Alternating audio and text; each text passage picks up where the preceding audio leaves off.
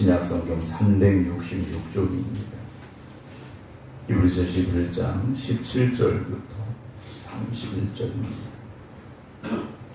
아브라함은 시험을 받을 때 믿음으로 이삭을 드렸으니 그는 약속들을 받은 자로 돼 그 외아들을 드렸느니라. 그에게 이미 말씀하시기를 네 자손이라 칭할 자는 이삭으로 말미암으리라 하셨으니 그가 하나님이 능히 이삭을 죽은 자 가운데서 다시 살리실 줄로 생각한지라. 비유컨대 그를 죽은 자 가운데서 도로 받은 것이니라. 믿음으로 이삭은 장차 있을 일에 대하여 야곱과 에서에게 축복하였으며 믿음으로 야곱은 죽을 때 요셉의 각 아들에게 축복하고 그 지팡이 머리에 의지하여 경배하였으며 믿음으로 요셉은 임종시에 이스라엘 자손들이 떠날 것을 말하고 또 자기 뼈를 위하여 명하였으며 믿음으로 모세가 났을 때 그 부모가 아름다운 아임을 보고 석 달 동안 숨겨 왕의 명령을 무서워하지 아니하였으며 믿음으로 모세는 장성하여 바로의 공주의 아들이라 칭함받기를 거절하고 도리어 하나님의 백성과 함께 고난받기를 잠시 죄악의 낙을 누리는 것보다 더 좋아하고 그리스도를 위하여 받는 수모를 애굽의 모든 보화보다 더 큰 재물로 여겼으니 이는 상 주심을 바라봅니다. 믿음으로 애굽을 떠나 왕의 노함을 무서워하지 아니하고 곧 보이지 아니하는 자를 보는 것 같이 하여 참았으며 믿음으로 유월절과 피 뿌리는 의식을 정하였으니 이는 장자를 멸하는 자로 그들을 건드리지 않게 하려 한 것이며 믿음으로 그들은 홍해를 육지같이 건넜으나 애굽 사람들은 이것을 시험하다가 빠져 죽었으며 믿음으로 7일 동안 여리고를 보니 성이 무너졌으며 믿음으로 기생 라합은 정탐꾼을 평안히 영접하였으므로 순종하지 아니한 자와 함께 멸망하지 아니하였도다. 아멘. 할렐루야. 한 주간도 주님과 동행하는 믿음으로 살아오신 여러분들에게 하나님의 큰 은혜와 하나님의 역사하심만 임하길 주님의 이름으로 축원합니다. 온라인으로 함께 예배드리고 계신 정봉 권사님, 김준문 장로님, 박정순 권사님, 정정희 집사님, 김근욱 권사님, 김효옥 권사님, 김성자 권사님, 이미경 권사님, 박성준 집사님, 안친환 권사님, 김미화 권사님, 이은실 권사님 주님의 이름으로 축복합니다. 히브리서 11장은 믿음으로 살았던 사람들의 이름을 쭉 기록해 주고 있습니다. 성경에 참 많은 사람들이 등장을 합니다. 그 수많은 사람들 중에 히브리서 11장에 믿음의 사람들로 등장한 이들의 이름은 어찌 보면 너무나도 자랑스러운 이름이라 할 수 있겠죠. 오늘 이 시대도 수많은 크리스찬들이 살아가고 있습니다. 그 수많은 크리스찬들 중에 정말 히브리서 11장처럼 진정한 믿음의 사람들을 하나님께서 선택하시고 그들의 이름을 쭉 기록해 주신다면 그 이름 속에 우리의 이름이 포함이 되어져야 된다는 거죠. 그냥 우리가 나 교회 다녀 이것으로 만족할 것이 아니라 하나님께서 자랑하실 만한 그런 믿음의 사람들, 그런 믿음의 역사를 이루어가는 저와 여러분들이 될 수 있기를 주님의 이름으로 축원합니다. 오늘 17절은 아브라함은 시험을 받을 때 믿음으로 이삭을 드렸다라고 되어 있죠. 하나님께서 아브라함에게 네 사랑하는 아들 독자 이삭을 나에게 번제로 바치라는 시험 문제를 던져주신 겁니다. 시험 문제를 주셨다라는 건 그 문제는 풀 방법이 있다라는 거죠. 문제를 주실 때는 그 문제를 풀어갈 방법이 있는데 문제를 풀어갈 방법은 뭡니까? 믿음으로 받으면 된다는 거죠. 이걸 인간적으로 계산하고 따져보고 억울해하고 속상해하고 답답하면 풀 방법이 보이지 않습니다. 그런데 믿음으로 그 시험 문제를 받았더니 아브라함이 답을 찾은 거죠. 이삭을 드리자라는 겁니다. 아니 목사님, 하나님께서 아브라함에게 이삭을 번제로 바치라 하셨고 아브라함은 이삭을 번제로 바쳤는데 그게 무슨 답입니까? 믿음으로 찾은 답입니까? 할 수 있는데요. 그 문제를 아브라함이 어떻게 풀었는가? 그는 약속들을 받은 자로 돼 그 외아들을 드렸다라는 거죠. 하나님의 약속이 있었지 않습니까? 자손을 하늘의 별같이 바닷가의 모래같이 주시겠다 하신 큰 민족을 이루겠다 하신 하나님의 약속을 받았습니다. 그런데 아들은 딱 하나 주셨거든요. 근데 그 외아들을 하나님 앞에 드릴 수 있는 것은 18절에 그에게 이미 말씀하시기를 네 자손이라 칭할 자는 이삭으로 말미암으리라 하나님이 먼저 말씀하셨다라는 겁니다. 하나님께서 아브라함에게 네 자손이라고 칭할 자는 이 이삭이다 라고 말씀하셨다. 그럼 하나님께서 왜 그 이삭을 죽여서 번제로 바치라 하셨느냐? 19절 그가 아브라함이요 하나님이 능히 이삭을 죽은 자 가운데서 다시 살리실 줄로 생각한지라, 즉 믿었다라는 거죠. 하나님께서는 이미 저 이삭을, 나에게 주신 이삭을 통하여서 큰 민족을 이룰 것이라 약속해 주셨다면, 하나님께서 이삭을 번제로 바치라고 하셨을 때 내가 그 이삭을 죽여서 번제로 바쳐서 이삭이 제가 된다 할지라도 하나님은 그 이삭을 죽은 자 가운데서 다시 살리실 줄로 아브라함은 믿었다라는 거죠. 그래서 아브라함은 시험을 받을 때 믿음으로 푼 겁니다. 그 믿음은 이삭을 내가 죽일지라도 하나님이 죽은 자 가운데서 그 이삭을 다시 살려주실 것이라는 믿음이 있었기 때문에 아브라함은요 그럴 수 있었다라는 거죠. 오늘 우리의 믿음은 어떤 믿음입니까? 아브라함과 같은 믿음입니까? 그 믿음은 되어야 됩니다. 우리는 아브라함과 같은 믿음을 가져야 되고 아브라함이 걸어간 믿음의 길로 걸어가야 된다는 것이죠. 하나님의 말씀을 믿으시기 바랍니다. 그 말씀을 따라 순종함으로 나가시기 바랍니다. 그래서 성경은 이렇게 말하죠. 19절 마지막에 비유컨대 그를 죽은 자 가운데서 도로 받은 것이라는 거죠. 비록 이삭을 진짜 죽여서 번제로 바치는 과정까지 이르지는 않았지만 아브라함은 이삭을요 죽은 자 가운데서 다시 받은 것과 마찬가지라는 거죠. 그 믿음이 있었기 때문에 20절 믿음으로 이삭은 장차 있을 일에 대하여 야곱과 에서에게 축복을 했다라는 거죠. 이삭은요 아들들을 향해서 축복하는데 믿음을 가지고 장차 있을 일에 대해서 축복했습니다. 자기의 생각도 아니었고요, 현실적인 축복도 아니었고요, 믿음으로 했고요. 21절에 믿음으로 야곱은 죽을 때 요셉의 각 아들들에게 축복하고 그 지팡이 머리에 의지하여 경배했고요. 믿음으로 요셉은 임종시에 이스라엘 자손들이 떠날 것을 말하고 또 자기 뼈를 위하여 명하였다라고 했습니다.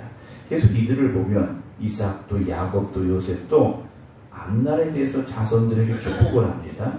축복을 하는데 무엇을 축복했느냐?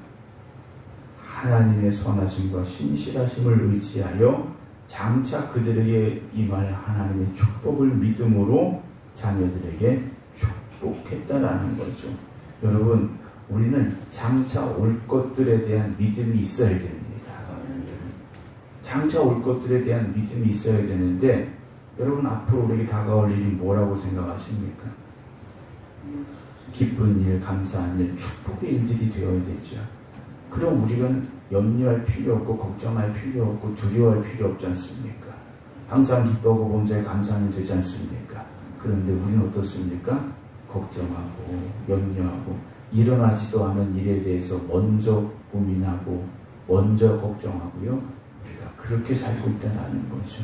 여러분, 그런 믿음 없는 내일을 향한 선포가 아니라 믿음을 가지고 선포하시기 바랍니다. 하나님께서 우리를 위하여 일하실 것입니다. 하나님은 선하신 분이시니 우리에게 그 선하신 역사를 이루어 가실 것입니다. 믿음으로 선포하시기 바랍니다. 23절 보면 믿음으로 모세가 낳았을 때 그 부모가 아름다운 아이를 보고 석 달 동안 숨겨 왕의 명령을 무서워하지 않았다라고 기록을 하지 않습니까? 모세가 태어날 당시에는 아이 중에 남자가 태어나면 그 남자아이는 다 죽여야 되는데 모세의 부모가 석 달 동안 이 모세를 숨겼는데 왕의 명령을 무서워하지 않았다고 되어 있습니다. 무서워하지 않은 이유는 믿음이었다라는 거죠. 하나님께서 우리에게 이 아들을 주신 이유가 있을 것이라는 아마 그 믿음이 그들에게 있었을 것이고, 그래서 그 믿음은 결국 모세를 어떻게 합니까? 죽이게 한 것이 아니라 아궁이에 담아 강에 띄우게 됐더라는 거죠. 강에 띄우는 것, 이건 부모로서 쉬운 문제, 쉬운 결정이 아니었을 겁니다. 그런데 그곳에 하나님의 섭리하심이 있었지 않습니까? 24절에 믿음으로 모세는 장성하여 바로의 공주의 아들이라 칭함받기를 거절하고, 모세는요 왕궁에 들어가서 40년을 삽니다. 40년의 세월이라면 왕궁의 삶에 익숙해지고도 남을 시간입니다. 너무나도 당연하게 생각할 수밖에 없는 시간이죠. 저나 여러분들이 왕궁에서 40년을 살았다. 그것도 나이 들어간 것이 아니라 갓난아이 때부터 40년을 살면 그게 나의 삶인 줄 착각할 수밖에 없는 겁니다. 당연히 이건 내 삶이다 라고 생각을 할 수밖에 없겠죠. 근데 모세는 어땠습니까? 바로의 왕궁에서 공주의 아들이라 칭함받기를 거절했다라는 거죠. 오히려 하나님의 백성과 함께 고난받기를 잠시 죄악의 낙을 누리는 것보다 더 좋아했다라고 되어 있습니다.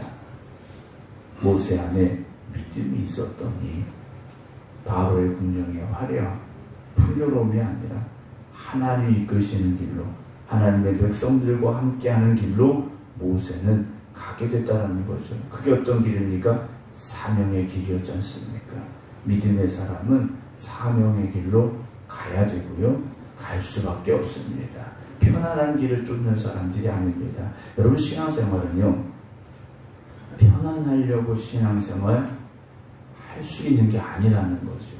내가 하나님의 은혜를 깨달으면, 내가 하나님 나에게 주신 사명을 깨달으면 우리는요 십자가의 길이라도 갈 수밖에 없고 가야 되는 겁니다. 신앙생활하면서 조금 편하게 하려고, 신앙생활하면서 조금 더 편하게 하려고 그렇게 생각하는 순간 이미 우리는요 사명자의 길에서 뒤돌아섰다라는 것을 알아야 됩니다. 여러분, 신앙생활 어렵게 하시기 바랍니다. 그게 사명이지 않습니까? 좀 더 편하고, 좀 더 편하려면 여러분 이 새벽에도 여기 나오실 필요가 없으셨겠죠. 집에서 그냥 주무시면 되지 않습니까? 그런데도 우리가 왜 이 새벽에 깨어서 이 성전에서 또 각자의 믿음의 제단 앞에서 하나님 말씀 붙잡고 기도할 수밖에 없느냐? 우리에게 주신 사명이 있기 때문이라는 것이, 그리고 믿음으로 살아야 하기 때문이라는 것을 우리가 고백하고 있기 때문이라는 것을 잊지 마시기 바랍니다. 그래서 모세는요 26절에 그리스도를 위하여 받는 수모를 애굽의 모든 보화보다 더 큰 재물로 여겼으니 이는 상 주심을 바라보니라 그랬습니다. 모세가 바라보는 상은 세상의 상이 아니지 않습니까? 하나님 나라의 상급이지 않습니까? 오늘도 저와 여러분들이 세상의 상을 쫓아가는 사람이 아니라 하나님 나라의 상급을 사모하기를 주님의 이름으로 축원합니다. 27절 믿음으로 애굽을 떠났지 않습니까? 믿음으로 떠난 거예요. 자기가 어떤 백성의 지도자가 되어야 되겠다? 이게 아니라 하나님 주신 말씀 붙잡고 믿음으로 떠났고요. 왕의 노함을 무소하지 아니하고 곧 보이지 아니하는 자를 보는 것 같이 하여 참았으며 믿음으로 유월절과 피 뿌린 예식을 정하였으니 이는 장자를 멸하는 자로 그들을 건드리지 않게 하려는 것이며 믿음으로 그들의 홍해를 육지같이 건넜다라고 되어 있습니다. 히브리서 11장에 나오는 모든 믿음의 사람들은 그들의 삶을요 딱 한 가지 믿음으로 살았다라는 겁니다. 물론 그 중간중간에 보게 되면 잘못된 모습들도 분명히 있습니다. 그런데 그 잘못된 모습들을 믿음으로 이겨냈고 결국 그들이 믿음의 자리에 섰지 않습니까? 오늘 저나 여러분들도 완전히 100% 믿음이 우리에게 있느냐, 우리의 삶은 100% 믿음으로 꽉 차 있느냐? 그렇지 않을 수 있습니다. 그렇기 때문에 우리가 오늘도 기도하고 말씀 듣는 것이지 않습니까? 그렇다면 오늘도 우리 안에 있는 믿음 아닌 것들은 다 제하여 주시고 우리 안에 오직 믿음만 충만하게 하여 주시옵소서 기도하기를 주님의 이름으로 축원합니다. 그래서 그들이 믿음으로 홍해를 건너는데 육지같이 건넜다 그랬어요. 아무리 하나님께서 그 땅을 마른 땅같이 만드셨다 할지라도 좌우에 벽처럼 선 바닷물을 보면서 걸어갈 수 있느냐? 믿음 아니면 갈 수 없다는 거죠. 믿음 아니면 갈 수 없습니다. 오늘 이 하루의 삶도요 우리가 믿음 아니면 살아갈 수 없습니다. 하나님이 나를 도우시고 나를 지켜주시자는 그 믿음을 가지고 이 하루를 살아가시기 바랍니다. 30절 믿음으로 7일 동안 여리고를 도니 성이 무너졌다. 그렇죠. 여리고 성을 하루에 한 바퀴씩 6일을 돌고 마지막은 7바퀴를 돌고 외쳤다라고 성경은 기록을 하는데 거기에 더하여진 것이 무엇입니까? 믿음으로 그랬죠. 우리가 이 성을 돌면 하나님이 이 성을 무너뜨리십니다. 우리가 이 성을 돌면 하나님이 이 성을 무너뜨리십니다.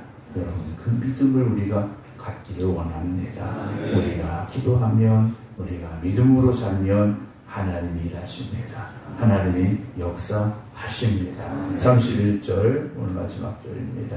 믿음으로 기생라합은 정탐꾼을 평안히 영접하였으므로 순종하지 아니한 자와 함께 멸망하지 않았다 라고 되어 있습니다. 이 여인은 그 이름 앞에 기생이라는 부끄러운 수식어가 붙었던 여인입니다. 그러나 믿음으로 정탐꾼을 살리고 그리고 여리고성이 무너질 때 구원함을 받은 이후로 그 여인은 더 이상 기생이 아니었고요. 예수님의 족보에 오르는 축복의 여인이 되었음을 우리가 알 수 있습니다. 믿음은 우리를 변화시키고 새롭게 합니다. 하나님의 자녀로 우뚝 서게 합니다. 비록 지금 당장 보이지 않아도 지금 당장 어떤 현실적인 가능성이 없어 보일지라도 하나님의 말씀을 붙잡으시기 바랍니다. 당장 내 눈앞에 놓여있는 것이 홍해바다라 할지라도 여리고 성이라 할지라도 믿음으로 하나님 바라보시기 바랍니다. 그 믿음으로 순종하며 나아갈 때 우리에게도 반드시 기적의 역사는 일어날 것이고 하나님의 능력은 나타날 것임을 믿으시기 바랍니다. 필요한 건 다른 거 아닙니다. 믿음입니다. 믿음으로 오늘을 승리하기를 주님의 이름으로 축원합니다. 기도하겠습니다. 오늘도 살아계신 우리와 함께 하시는 아버지 하나님, 모든 감사와 찬송과 영광을 올려드립니다. 우리가 이 세상을 살아가면서 믿음으로 살아야 되는데 그 믿음이 우리에게 있는가 오늘 이 새벽에 뒤돌아보게 됩니다.